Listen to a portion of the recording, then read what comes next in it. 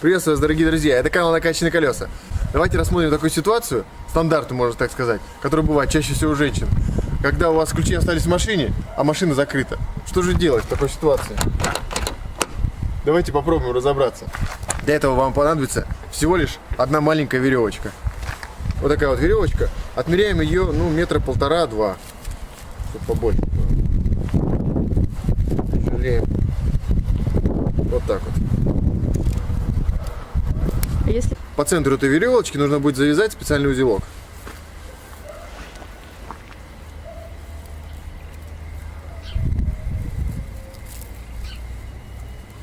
Такой узелок, который, когда мы потянем, он развяжется. Сейчас я покажу, как его делать. Делаем петельку, затем делаем вторую петельку. Продеваем ее вот так, друг в друга, пальцем держим и затягиваем. Получился такой вот лассо, который при затяжке развяжется. Так. Так. Так. Оп, готово. Так. Отрегулировали петлю. Так, теперь, значит, теперь веревку нужно продеть через уплотнитель. Продеваем ее под дверь. Так.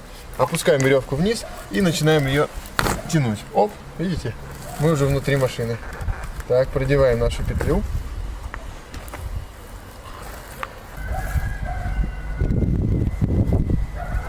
Так, если у вас, если петля находится, допустим, сверху или сбоку, можно просто крутить веревку и делать вот так. Она получается и выше, или ниже. Оп, опускаем. Крутим ее. Крутим. Оп, зацепили. Теперь стягиваем веревку. Раз, вот она уже пошла открываться. Все, вуаля, дверь открыта.